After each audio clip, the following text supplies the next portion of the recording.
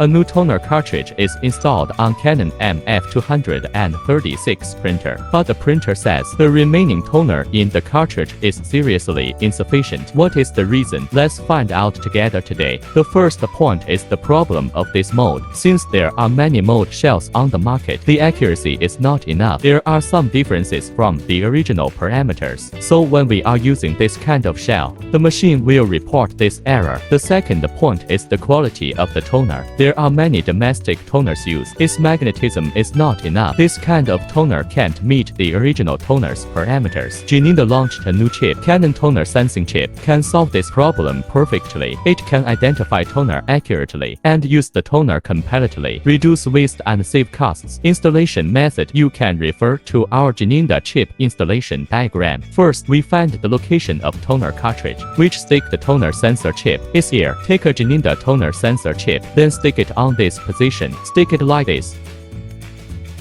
Let's put this cartridge back into the machine. Restart the machine. Now the chip has been identified successfully. The machine is ready.